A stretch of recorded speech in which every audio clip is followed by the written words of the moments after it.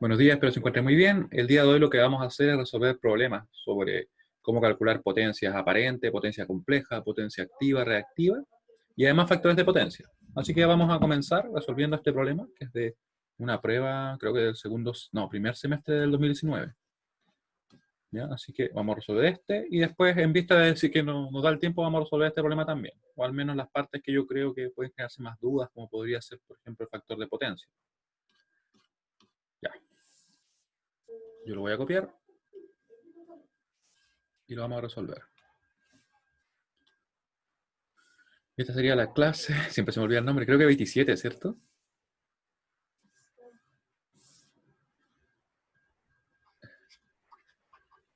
Clase 27, y si no la corregimos. Estos son solamente ejercicios. Nada más y nada menos, ¿cierto? Finalmente se evalúa con ejercicios. A ver, me escribían por acá respecto al... La 28, hoy como vamos ya, ¿eh? La 28 ya. Yo la estoy copiando por mientras. Ustedes también lo pueden copiar si quieren. No sé si toman apuntes, me parece que ustedes toman apuntes también, ¿cierto? Me da la impresión de repente. Estamos a viernes 12, ¿cierto? Viernes 12. Viernes. Ya, muy bien. Viernes 12 del 0C. Ah, muy bien. Quizás la costumbre ayuda a eso, a escribir. A pesar que uno le diga, no, que lo vamos a subir y todo, ¿cierto? Como que no, uno se acostumbra. Ya. Y el ejercicio está por acá, ya lo voy a terminar de copiar. Nos piden calcular el factor de potencia.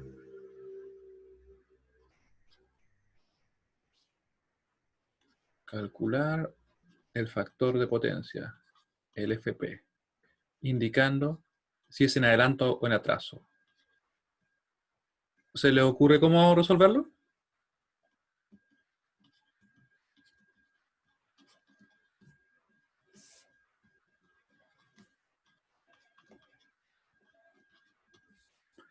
Ya, y tenemos eso, ¿cierto? Yo copio acá mi... Ahí.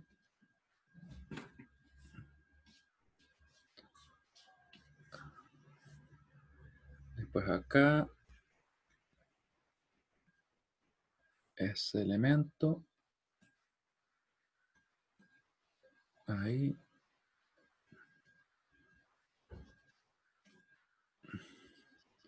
Ahí. Me falta uno y estamos listos.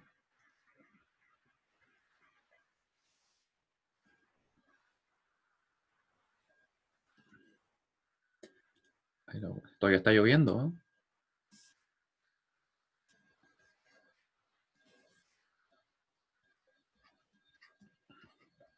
Aunque quizá alguno de ustedes está en otro lugar donde no llueve.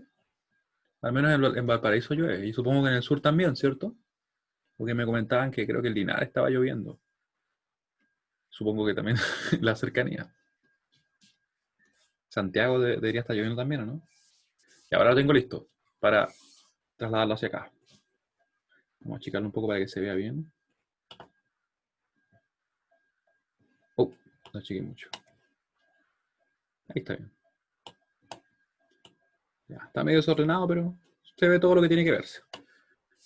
Entonces, vamos a resolverlo. De aquí que está soleado. Claro. Ya, entonces vamos a partir. Antes que nada, lo que es más importante es notar qué es lo que tenemos que realizar, ¿cierto? En este caso nos piden calcular el FP, indicando si es en adelanto o en atraso. Lógicamente, como ustedes pueden ver, no tengo ninguna fuente, ¿cierto? Si no tengo ninguna fuente, no puedo calcular corrientes, no puedo calcular tensiones. Entonces, ¿qué podría hacer? ¿Se acuerdan que habían tres maneras de poder calcular el factor de potencia? Una manera era la siguiente. La voy a escribir toda, ¿cierto? P sobre S, también teníamos, ¿cierto? El coseno de la diferencia del ángulo de tensión menos el ángulo de la corriente. Y también teníamos otra, ¿cierto? Que era el coseno de qué cosa? Del ángulo de impedancia equivalente. Y yo creo que se hace bien evidente que en realidad tenemos que ocupar esta forma. ¿Sí? Esa es la que vamos a ocupar. Entonces, para eso vamos a buscar la z equivalente. Y tenemos el problema ahora de calcularla. Yo les comentaba, creo que casi al principio del curso, que lo que se busca hacer en este tipo de problemas, donde como que los elementos están conectados de una forma un tanto extraña, podríamos decir, es simplificar y tratar de llevarlo a una forma que nos resulte más simple de ver. Eso es lo que nosotros buscamos en este tipo de problemas.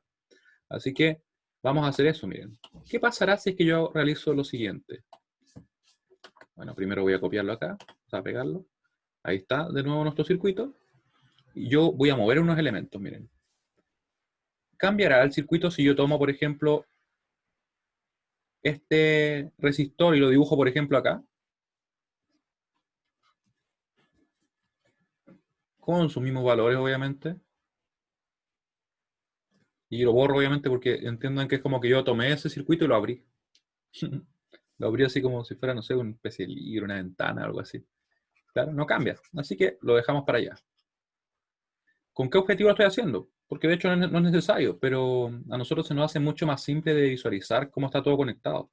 Y esa es la idea finalmente, si lo vamos a resolver nosotros, ¿cierto? Y lo mismo lo podemos realizar con la otra parte del circuito, así que yo podría en este caso dibujarlo hacia acá, ¿cierto? Y de hecho vamos a hacer algo un poco más para poder simplificarlo. Miren. Tenemos 24, tenemos 8, ¿sí? Voy a borrar esa parte porque, como les decía, simplemente lo abrí, como si fuera una especie de ventana, ¿sí? O cualquier cosa que se abra de esa forma. Ahí. ¿Ya? ¿Y qué más podemos identificar? Además de todo eso, este punto de acá, miren. Todo esto de acá, ¿lo ven ustedes en celeste? Todo eso en sí es un solo nodo, ¿cierto? No hay ningún elemento entre medio, así que yo lo podría juntar, podría todo esto simplificarlo más. Y escribirlo de la siguiente manera, miren. Lo voy a escribir así. Lo voy a borrar de ahí para que nos quede más simple de analizar. Y lo voy a dibujar así, por ejemplo. Ahí, a un solo nodo. Hoy día como que no estoy con el pulso muy bueno, pero vamos a hacerlo así. Ahí, ¿cierto? Y es lo mismo, ¿no?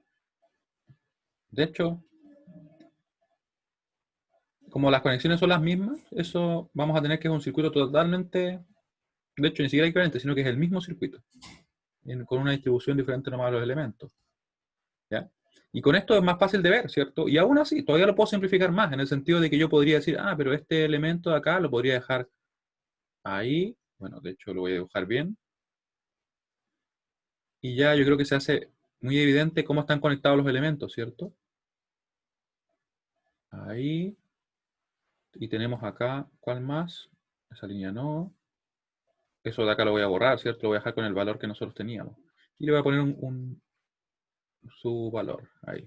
Si se dan cuenta, está todo ya en el dominio fasorial, está todo con J, ¿cierto? Tenemos una impedancia que está expresada como un fasor, ¿cierto? O sea, más que como un fasor, como un número complejo en forma polar, para ser más preciso, porque el fasor implica una rotación a una frecuencia determinada, en este caso no, ¿cierto? Ahí. Y ahí queda, yo creo que mucho más directo, ¿no? De ver. Este es menos J6, lo voy a dejar acá de momento, ¿ya? Y borramos esto. Y ahora, ¿cómo están conectados los elementos? ¿Hay series y paralelos?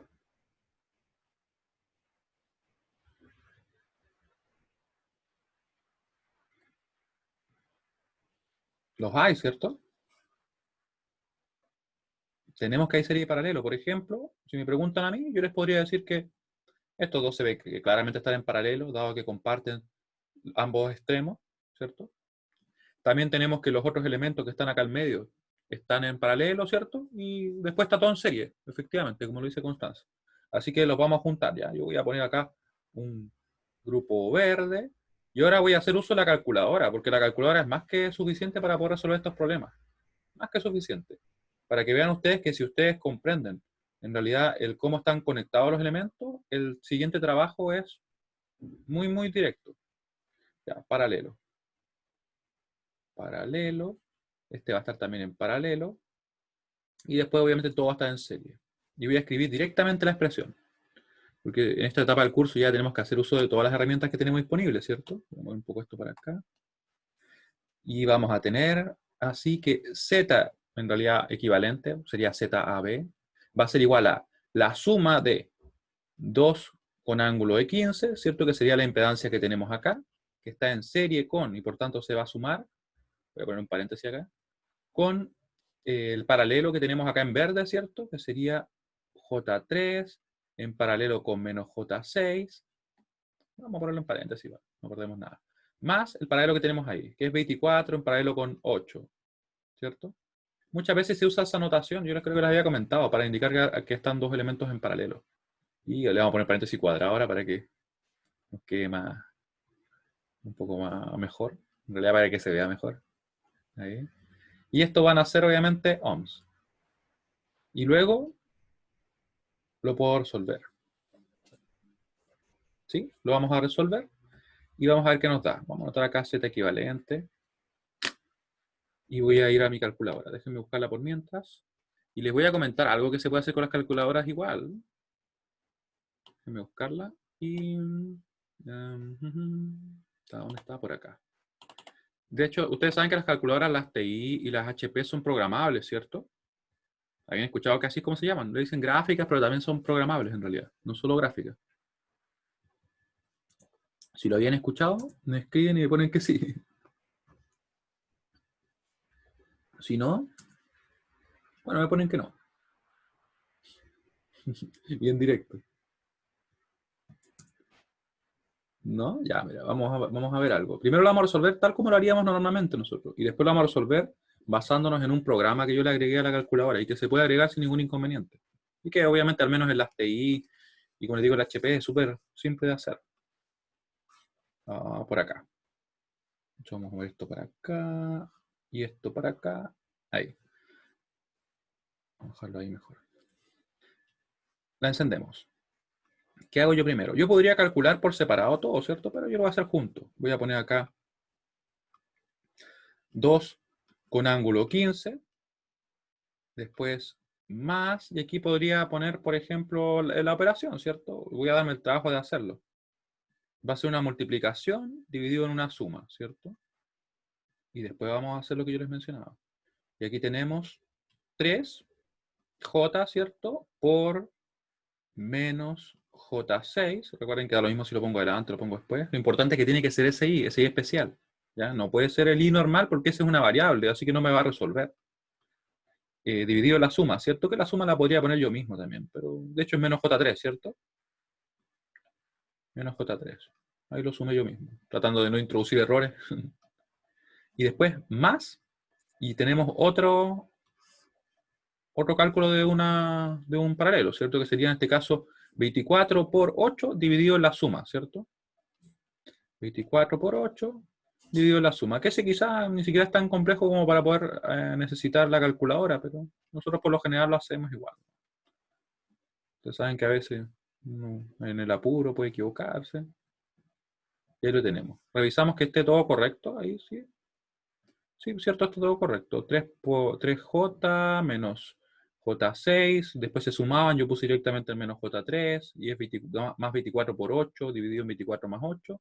Nos quedó ese número que está ahí. Ese número, ¿cierto? Que está, en este caso, en forma rectangular. Sin embargo, según lo que nosotros recordamos, no necesitamos el ángulo.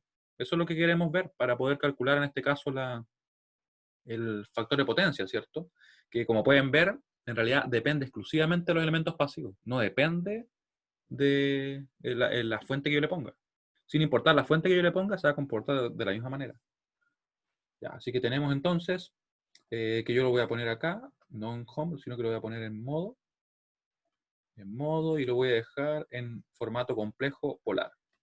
Le doy enter, enter, vuelvo a resolver y ahí me lo digo como yo debería tenerlo. Sería 10,27 con ángulo de 39,41. Ya, 10,27, yo me voy a llevar un momento.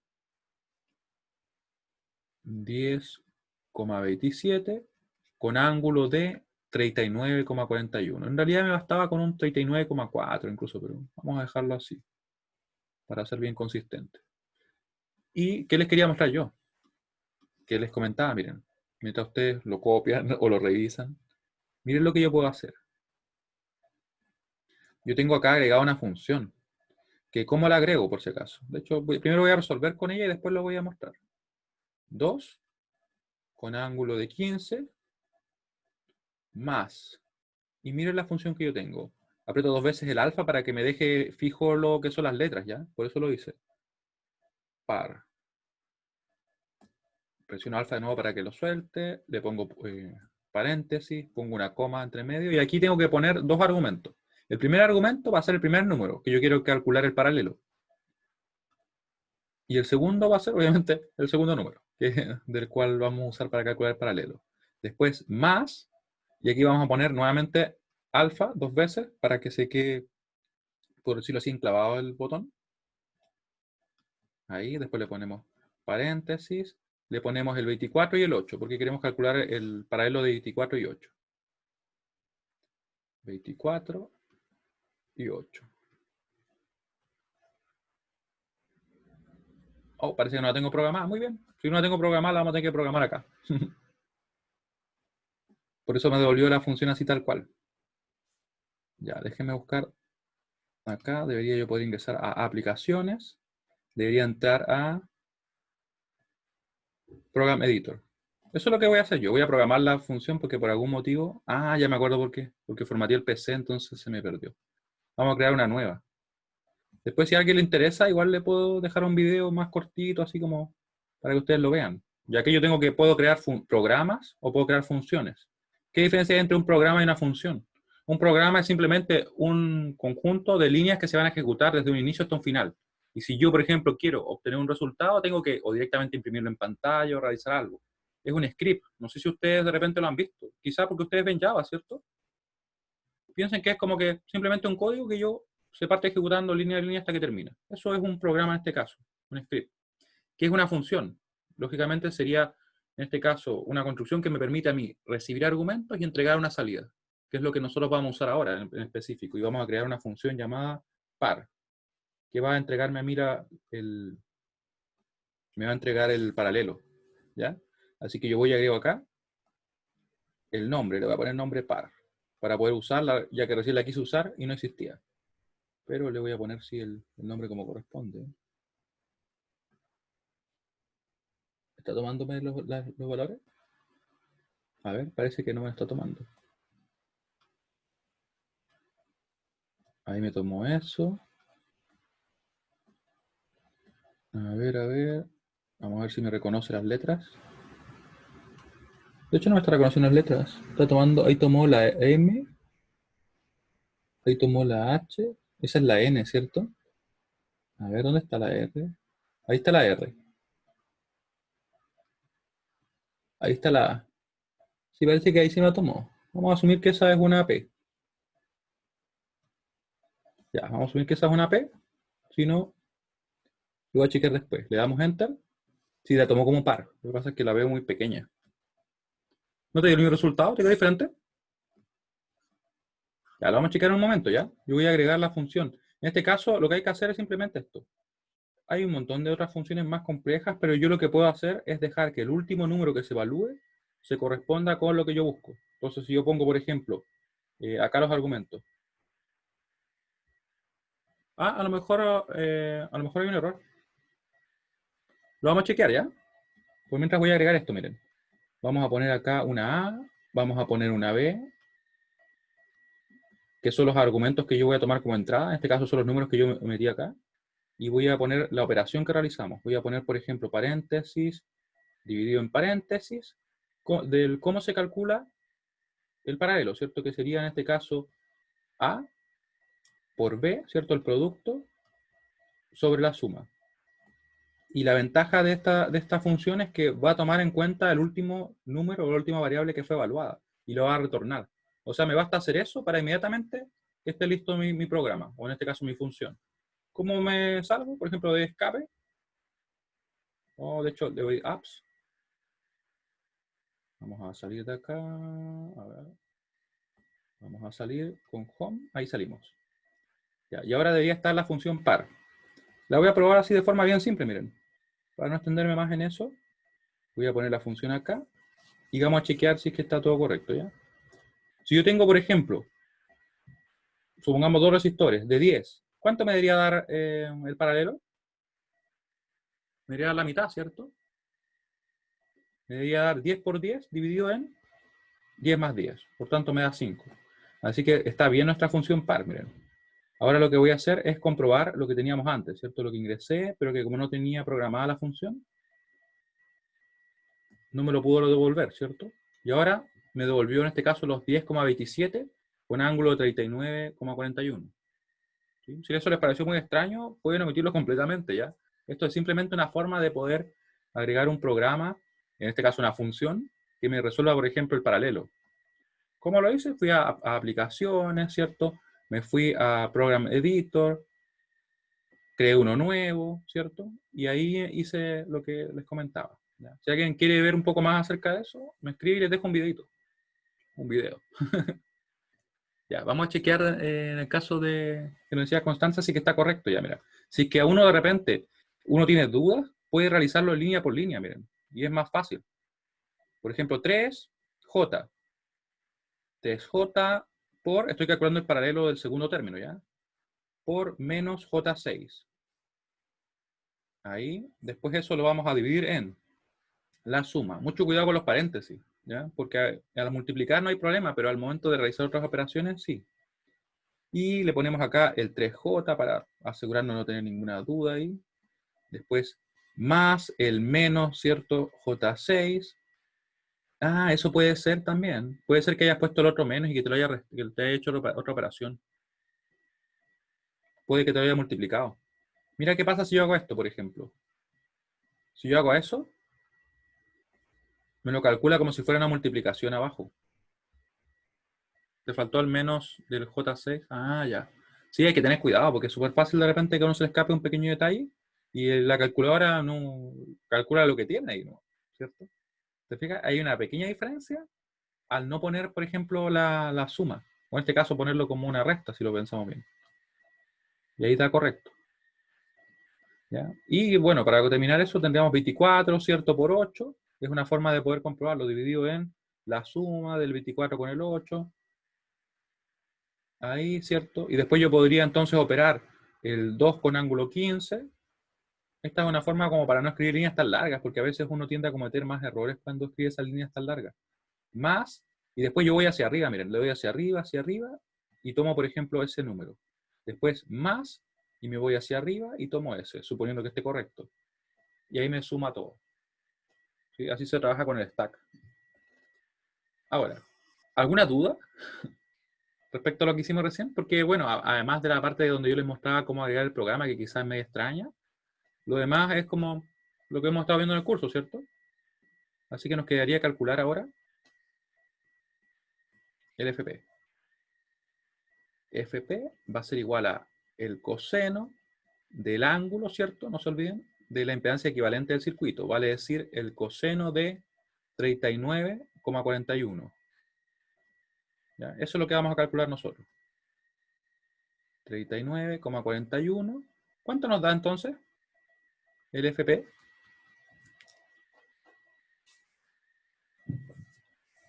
Lo vamos a calcular. Volvió la calculadora acá. Y le ponemos coseno, el second, ¿cierto? De 39,41. 41, ahí sí. Y nos da 0,7726. Generalmente yo recomiendo acá usar 4 cifras significativas. 26, ¿cierto? A ver. Sí, 26, ahí estamos. Y obviamente, como les comentaba, no tiene unidad. No tiene, ¿cierto? Y la pregunta que nos hicieron recién, o sea, que nos hacen al principio.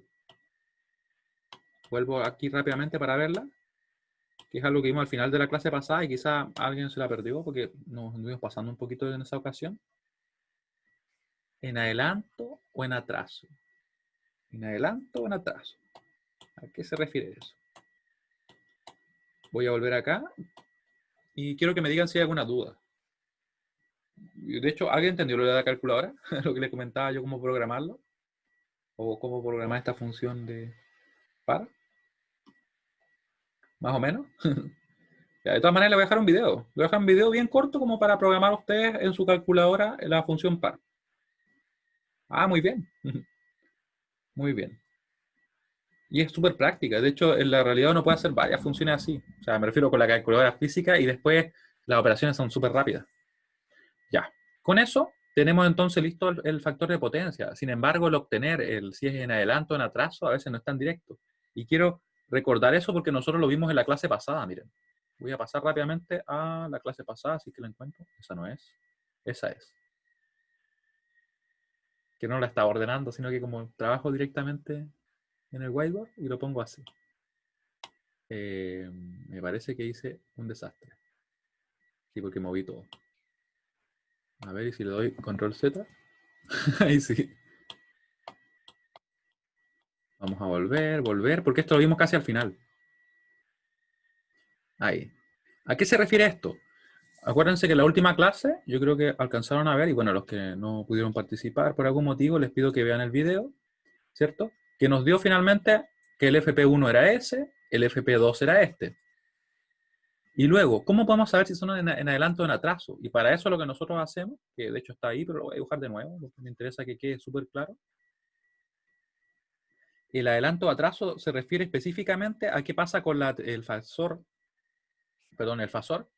el fasor de la tensión y el fasor de la corriente. Y yo los dibujo en el plano complejo. Veamos cuál es BF1. ¿Dónde está BF1? Lo voy a poner en azul. BF1, su ángulo es este. Este de acá, miren. 43,52. La magnitud no me interesa tanto, ¿ya? Así que voy a dibujar por acá el BF1. Supongamos que es así. Sabemos que en magnitud es mayor sí que la corriente. ¿Sí? Pensemos que tiene ahí casi los 45 grados. La IF1 tiene en este caso un ángulo de menos 30, ¿cierto? De menos 30, eso quiere decir que está como por acá, ¿no? Y en magnitud es menor, de hecho. Como les decía, no nos interesa tanto el valor en sí que tienen la magnitud y por tanto el largo de los fasores, pero sí nos interesa el ángulo, porque así podemos nosotros fijarnos en lo siguiente. Si tenemos que estos fasores están rotando, ¿cierto? A una frecuencia ómega, porque eso es lo que está ocurriendo. Por mucho que tengamos una foto, por decirlo así, de esto, tenemos que fijarnos que en la corriente siempre. La corriente, ¿cómo va respecto a la tensión? ¿Va atrasada o va adelantada? ¿Quién cruza primero, por ejemplo, el eje real? ¿Quién cruza primero? La tensión, ¿cierto? Porque la corriente va siempre un poquito más atrás. Esto está rotando en ese sentido, en sentido antihorario. ¿Sí? Así que por eso decimos entonces que es en atraso. En atraso. ¿Ya? Porque la corriente va atrasada. Y del mismo modo, vamos a ver el caso para el otro factor de potencia que calculamos, que como les digo, lo que nos interesa más que nada es el ángulo. No tanto la magnitud ni nada más, de hecho. Solamente el ángulo nos interesa en este caso. ¿Se entiende eso? Les pido que por favor me confirmen. ¿Ya? Porque de verdad que es importante, porque por lo general yo tiendo a dejar como la mitad del puntaje el resultado en el escribir si es que está en adelanto o en atraso. O sea, si son 6 puntos el resultado, 3 puntos son únicamente de poner si está en adelanto o en atraso. ¿Sí? Entendiendo que el problema total quizá tiene 20, ¿me entienden? Ya, aquí nuevamente lo mismo, ¿cierto? Nos fijamos acá que el ángulo de la tensión es cero. Eso quiere decir que está directamente en el plano, o perdón, en el eje real. Ahí tenemos BF2. BF2 y la corriente, ¿cómo va? Fíjense que tiene un ángulo de 83,66. Vale decir, como por acá, bueno, va subiendo que es recto. Por ahí, quizá un poco más, pero más o menos cercano a los 90. ¿Cómo sería ahora? ¿En adelanto o en atraso?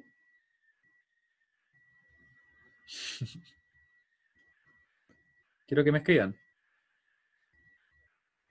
¿Cómo sería? Recuerden. El factor de potencia se refiere finalmente a esta relación que hay entre los ángulos de la tensión y la corriente. En adelanto, ¿cierto? Sería en adelanto porque nosotros siempre nos fijamos en la corriente, a pesar que yo les comentaba que lo que ocurre realmente no es que la corriente se adelante, sino que en realidad es la tensión la que se atrasa. Pero para hacerlo mucho más simple para nosotros, nosotros pensamos en la corriente. ¿Ya? En un caso inductivo, la corriente se va a atrasar, y en un caso capacitivo, la corriente se va a adelantar. Y con eso estamos listos. ¿Sí? ¿Alguien tiene dudas respecto a esto? Así que en adelanto.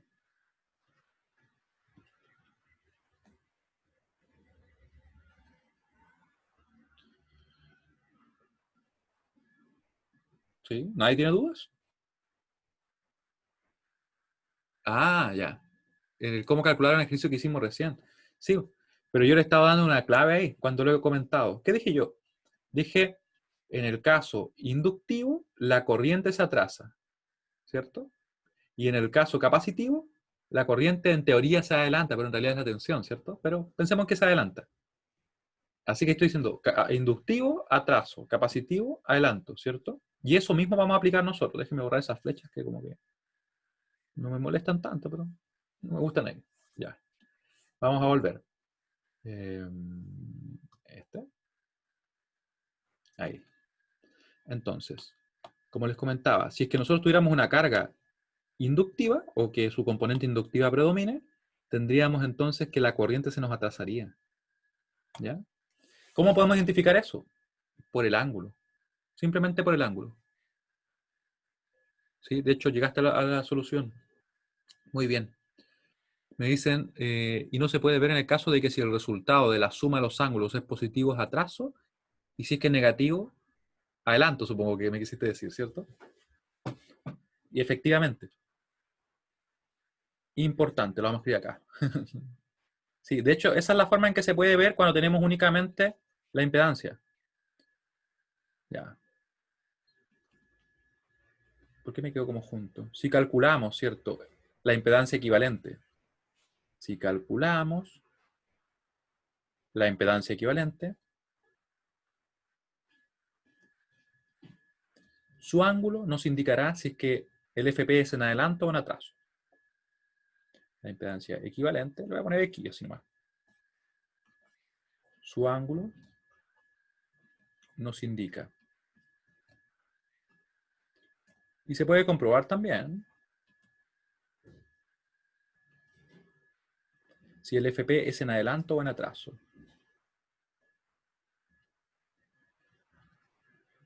El FP es en adelanto o en atraso. ¿Por qué puse un? Buena pregunta. Pero siempre lo puedo convertir en una E, ¿no? En adelanto o en atraso. No, de ese color no. En azul.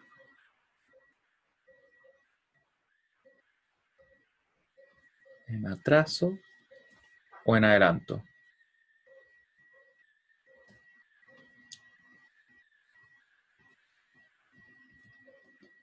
¿Sí? Ahí.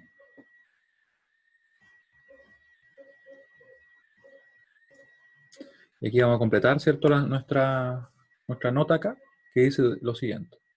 Lo siguiente. Y de hecho, se me ocurre una mejor forma de completarlo. Miren, vamos a poner así. Vamos a poner así. No lo copian todavía, así que lo están copiando. Porque le voy a hacer una pequeña modificación para que quede mucho más directo. Ahí. Ahí. Es en atraso. Si es positivo.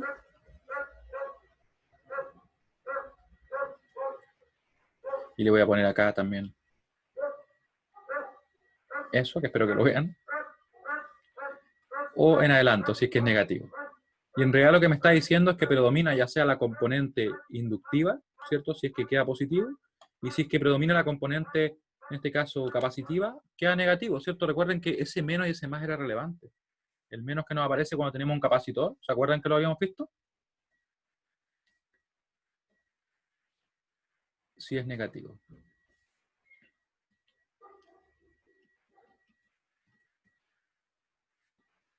Ya, ahí estamos bien. Esto es muy importante, así que lo vamos a dejar bien, bien destacado. Aquí estoy buscando el punto rojo para ponerle. Ahí. Muy importante.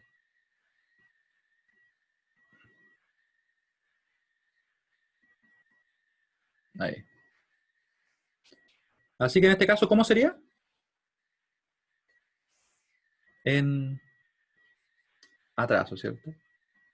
Por lo tanto, en este ejercicio es en atraso, efectivamente. En este problema, el FP es en atraso.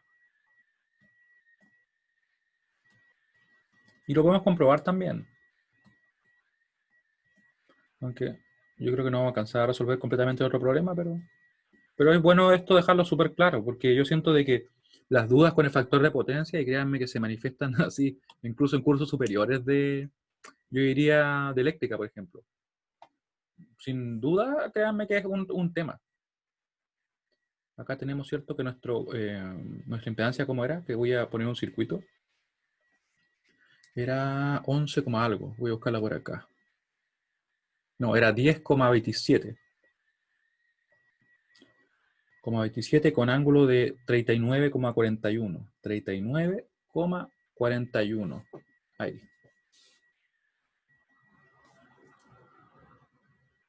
Y vamos a tener eso, ¿ya? Ahí tenemos listo el problema. Tenemos 2 puntos ya. Ejemplo.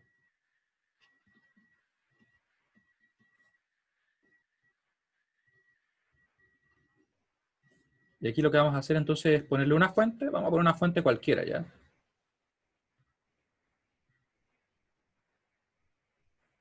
Y de hecho vamos a cambiar un poco las cosas. No, a lo mejor con un ángulo de 0, porque quiero que ustedes lo vean bien directo. Vamos a poner la fuente, va a tener 100 volt con ángulo 0, ¿cierto? Ahí le dejamos el voltaje. Vamos a tener acá, que lo vamos a conectar a nuestra impedancia equivalente, que va a ser, en este caso tendríamos el A, tendríamos el B, y aquí vamos a tener nuestra impedancia. Fíjense ahora que yo, al tener esto acá, si les preguntaba a ustedes, ¿eso es un resistor, es un inductor, es un capacitor? ¿Qué me dirían ustedes? ¿Qué es lo que tenemos acá? Me refiero a esta impedancia. ¿Cómo lo dibujarían ustedes? De hecho, bueno, yo dibujé un bloque ahí, pero vamos a ver que en realidad hay otra manera de poder hacerlo. ¿Qué es? ¿Es un resistor solamente? Yo diría que no, ¿cierto? Porque algo más tiene. ¿Será solo un inductor? Tampoco. ¿Un capacitor? Bueno, parece ser que menos, ¿cierto? Porque el capacitor de alguna forma tendría que tener un ángulo negativo. Ah, ya. Y tú me dices que hay una parte real. Sí, efectivamente. Hay una parte real. Y también hay una parte que sería inductiva, miren. Si yo dibujo el plano complejo acá, la parte imaginaria, la parte real, ese número, ¿dónde debería estar más o menos? Debería estar como por acá, ¿eh? A ver. Por acá, 39. Supongamos que está ahí. Tiene, como bien me dicen, una componente en el eje real, ¿cierto? Y tiene una componente acá. Y de hecho positiva, ¿cierto? J imaginario, que sería algún valor diferente ahí. Y, por ejemplo. ¿Eso qué quiere decir? Que en realidad este número yo lo podría expresar también como X más JI. Y si es que es positivo ese más, obviamente, no es un menos JI, quiere decir que esto es una componente inductiva. Por tanto, yo lo podría dibujar de la siguiente manera. Yo podría poner un resistor en serie con un inductor. De forma tal que yo tendría acá, por ejemplo, el X, ¿cierto? Y aquí tendría el JI, por decirlo así. ¿Sí? Una parte imaginaria también tiene, efectivamente. Yo lo podría dibujar así, sin ningún inconveniente. Sin embargo, además de tener eso claro, obviamente, tenemos que tener lo siguiente también en mente, que me resulta mucho más simple tenerlo expresado simplemente así, como 10,27 con ángulo de 39,41. Pero sin olvidar que esto implícitamente tiene esa componente inductiva y que por tanto va a crear o va a hacer que todo factor de potencia o todos los factores de potencia que nosotros calculemos con cualquier fuente nos den en atraso, ¿cierto? ¿Por qué? Porque él va a provocar que la corriente se atrase por su efecto inductivo. No se va a atrasar tanto como si fuera, por ejemplo, directamente un inductor, que ahí se me atrasaría en 90 grados, si ustedes recuerdan lo que hicimos en la clase pasada, pero sí se va a atrasar con respecto a si fuera un resistor. Y además de esto, vamos a calcularlo, ya, porque muchas veces cuando uno lo explica, teóricamente como que no queda 100% claro, así que qué mejor que ir y calcularlo directamente. Vamos a ver entonces qué ocurre. Vamos a asumir que esta es la fuente, ¿cierto? Tenemos la tensión ahí. Voy a mover un poco esto para que nos quede ordenado ya, porque lo tengo medio desordenado ahí, como el B por un lado, ¿cierto? La tensión por otro. Lo voy a escribir ordenadamente mejor. Ya, B igual a era 100 con ángulo 0 volts. Y ahí sí parece que está bien escrito, ¿no? Y calculamos. ¿Cuánto nos dará ahora la corriente? Si calculamos la corriente, nos va a quedar la tensión, ¿cierto? Porque está en paralelo, ¿cierto? Que son los 100 con ángulo 0, dividido en nuestra impedancia que tenemos acá, que son esos 10,27 con ángulo de 39,41. Y eso me va a dar, obviamente, en amperes. Vamos a tener entonces que va a ser los 100 dividido en los 10,27 y 0 menos los 39,41, ¿cierto? Y también lo puedo hacer directamente a la calculadora y vamos a ver la corriente que nos va a dar. Vamos a tener acá, de hecho vamos a poner el 100 completo. Aunque recuerden que yo podría omitir ese ángulo 0, ¿cierto? Podría escribirlo directo nomás. Dividido en 10,27 con ángulo de 39,41. No, 39,41. Ahí sí. ¿Y cómo quedó? Miren, quedó 9,737 con ángulo de menos 39,41 la corriente. La voy a anotar ya. Nos queda así. Nos queda 9, la magnitud menor en este caso que lo que es la tensión, que es lo más común, al menos en los circuitos eléctricos que nosotros estamos viendo, menos 39,41. El ángulo quedó negativo, ¿cierto? Entonces, si es que yo tuviera ahora que fijarme en qué ocurre con nuestro plano complejo y obviamente con la tensión y la corriente que tenemos en el circuito, nos vamos a dar cuenta que ocurre lo siguiente, miren. Yo tengo acá, por ejemplo, el plano complejo, J imaginario, ¿cierto? Parte real, y dibujo el fasor de tensión, que sería en este caso 100 con ángulo 0, por tanto está directamente sobre el eje real, ¿cierto? Ese sería B. ¿Tendría la I dónde? Por acá. Bueno, quizá un poquito más allá. Claro. ¿Y cómo sería entonces nuestro factor de potencia en adelanto o en atraso? Recuerden que nos fijamos en la corriente, ¿cierto?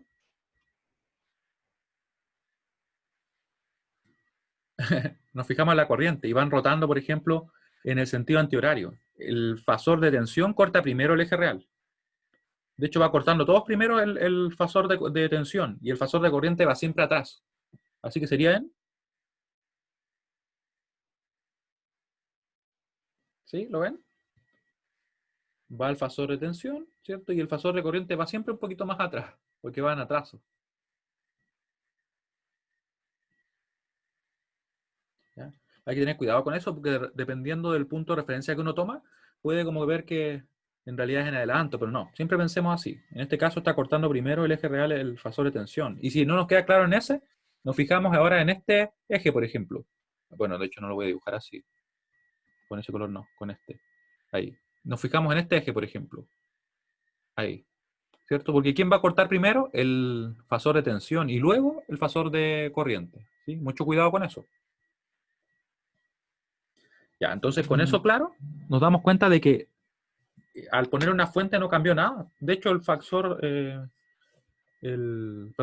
potencia no cambia. Si yo lo calculara ahora, por ejemplo, me daría FP igual coseno de la diferencia de los ángulos, ¿cierto? Que yo ponía acá el teta sub B menos teta sub I, sería el ángulo de la tensión que es cero, déjenme escribirlo bien, sí, ahí, coseno de cero es el ángulo de la tensión, ¿cierto? Que está por acá, ese de ahí, menos el ángulo de la corriente que está por acá, ¿cierto?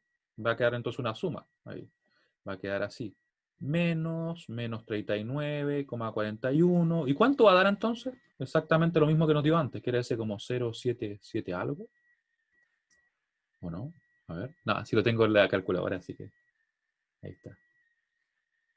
Nos queda igual, ¿cierto? ¿Qué podemos sacar en conclusión? Que en realidad, sin importar la fuente que yo ponga acá, va a siempre a desfasarse en ese ángulo. Y siempre va a quedar en atraso en este caso. ¿Se entendió eso?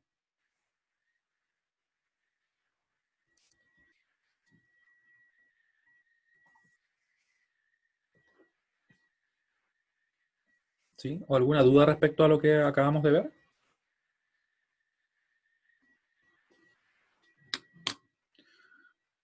De hecho, dejé unas cosas por acá. Vamos a meter esto en un cuadro. Vamos a ponerlo en un cuadro verde. O en un... ahí. Bueno, imagínense que eso es un cuadro. En realidad podría ser un cuadro, pero es para que se quede como separado. ¿Sí? Entonces, resumen, vemos que, como les comentaba yo anteriormente, y ahora lo comprobamos así directamente, el factor de potencia depende exclusivamente de los elementos pasivos. Y lo que pasa si que yo le pongo otra fuente es simplemente que lo que va a ocurrir es que se va a mantener, simplemente. Ahí lo tenemos. ¿Sí? ¿Y qué pasaría, por ejemplo, para otro problema que tenemos por acá? Que ya con el tiempo que tenemos, lo más probable es que no lo alcancemos a resolver, pero lo vamos a dejar ahí pendiente. También se los puedo subir resuelto, si así les parece. Que sería, en este caso, lo que se pide es calcular la potencia aparente entregada por las fuentes independientes. Yo aquí puedo resolver con cualquier método. Por lo general les decía yo que salía un poco más simple, o es un poco más simple al menos de mi opinión, con mallas en este caso. Y calcularíamos entonces las potencias que están entregando estas fuentes usando referencia activa. De hecho, lo voy a copiar para que así lo podamos más o menos adelantar, por decirlo así.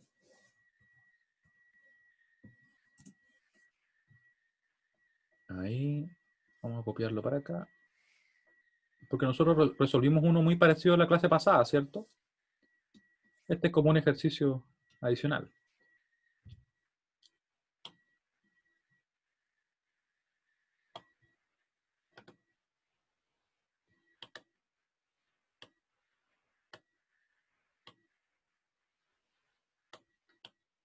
De hecho, se me ocurrió una idea. ¿Qué les parece si se asignan, por ejemplo, décimas por resolverlo? ¿Qué les parece? Como una tarea. Ahora estamos dentro del horario de clase, así que no debería haber problema. ¿Sí? Recuerden que se resuelve tal como el que nosotros hicimos en la clase previa. Tal como ese. ¿Ya? Yo les voy a aquí ayudar para que a ustedes les resulte más simple, ¿ya? Una leve ayuda. Hasta el final de la clase. En realidad, para el próximo lunes. ¿Me entienden? Sería tenerlo resuelto de aquí al lunes. Ustedes me lo envían como de la misma manera y ahí ganan décimas. Este problema es más largo. Yo le daría 3 décimas en este caso. Porque el otro, ¿cuánto les di? Lo mismo. Pero ya yo creo que es una buena cantidad.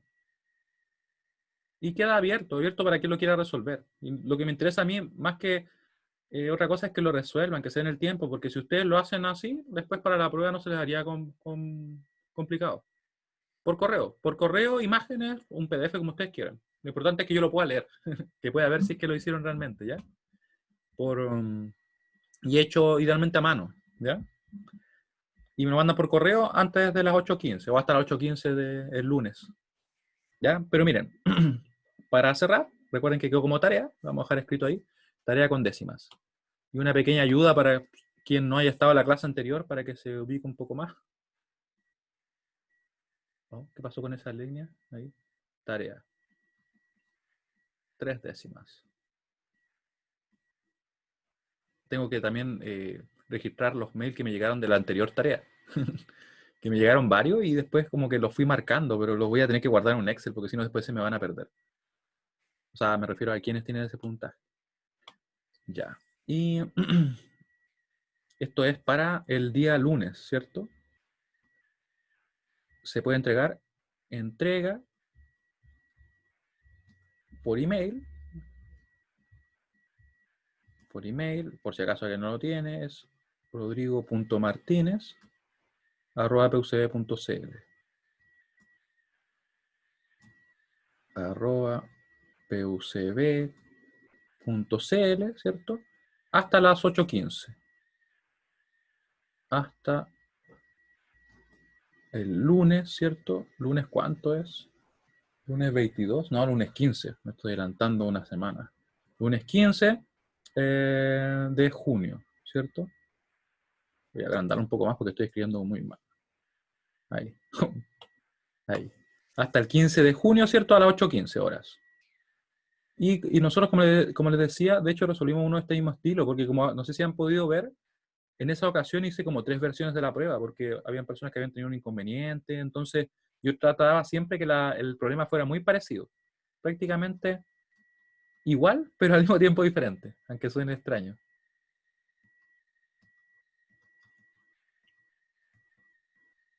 Horas, ahí está, ya con eso se entiende. ¿Y qué es lo que hay que hacer acá? Tal como lo vimos en la clase pasada, lo que tenemos que hacer es, por ejemplo, usar malla, usar nodos, y luego, para calcular potencia aparente, vamos a tener que usar referencia activa para ellas. Así que, en este caso, con la fuente de corriente, ya tenemos definido, por ejemplo, lo que es la IF1, ¿cierto? Está lista, no tengo que hacerle nada. Nos quedaría obtener entonces la tensión, que sería, usando referencia activa, ¿cierto? La BF1. Eso una vez que ya resolvimos usando malla, no se olviden. Una vez que ya resolvimos, por ejemplo, con mallas, tenemos las corrientes, ahí yo voy y hago, por ejemplo, una malla ahí y calculo el BF1 con esa referencia.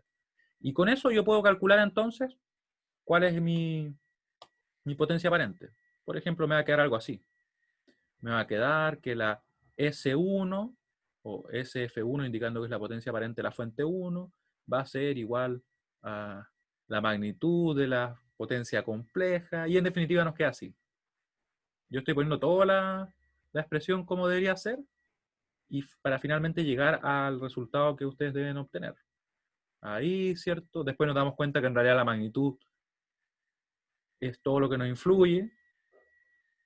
Da lo mismo si está conjugado, ¿cierto? Porque eso solamente afectaría al ángulo. ¿Se fijan? Entonces ustedes ya conocen, ¿qué cosa? La corriente está lista, queda obtener la tensión. Para el caso del SF2, lo mismo, ¿cierto? Yo tendría acá, por ejemplo, ahora definida no la corriente, sino que la tensión está dada, no tengo que hacer nada con ella, solamente utilizarla. ¿Y la corriente en qué sentido queda? ¿Hacia arriba o hacia abajo? Quiero que me escriban. ¿Hacia arriba o hacia abajo debería ir la corriente? ¿Hacia abajo me dicen? ¿Alguien más piensa que puede ser diferente? De hecho, sí, hacia abajo, porque tiene que ser referencia activa para obtener la potencia entregada. ¿Ya? Ahí tenemos la SF2. Y hacemos exactamente lo mismo, ¿cierto? Una vez que ya resolvimos usando malla, por ejemplo, mallas, ahí sería así, ¿cierto? La definición, pero como les decía yo, para el caso de las potencias aparentes, lo único que nos interesa son las magnitudes, porque como les he dicho varias veces, el conjugado solamente afecta al ángulo. Así que con eso ya conocemos la tensión, nos quedaría simplemente usar la corriente, y que de hecho debería tener el mismo sentido si es que definimos la I3, por ejemplo, en ese sentido, ¿cierto? Ahí. Y con eso estamos listos. Tenemos ya las potencias aparentes. Luego, para los factores de potencia, tal como hicimos en la clase anterior, conociendo los fasores de tensión y de corriente, yo puedo calcularla de la siguiente manera. Puedo decir entonces, para los FP, FP1, por ejemplo, esto es una gran ayuda porque está toda la guía, ¿cierto? Toda la guía respecto a lo que hay que hacer.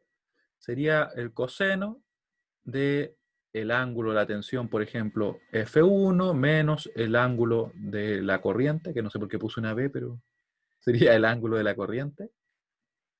Ahí. Ahí, ¿cierto? Y acá sería lo mismo, ¿cierto? El coseno de la diferencia de los ángulos, en este caso de tensión y corriente. Y nuevamente puse el B, ¿no? Parece que tengo preferencias por las tensiones. ¿Qué le vamos a hacer? Ahí. Y ahí sería todo, ¿cierto?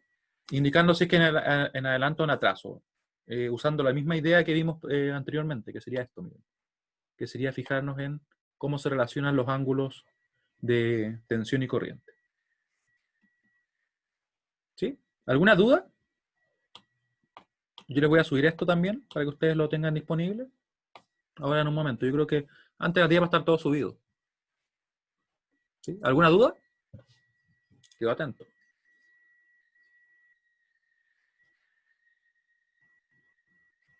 Ya. Si no hay más dudas, entonces, le agradezco mucho su asistencia. Sé que es día viernes, que deben tener ahora un montón de cosas así que hacer. Así que estén muy bien, que tengan un buen fin de semana. Si tuvieran alguna duda con este problema, que recuerden que es totalmente opcional, es solamente como para optar a 3 décimas. que se sumarían a las otras, me dicen, me escriben. ¿Ya? Que esté muy bien. Chao, chao. Chao, nos vemos.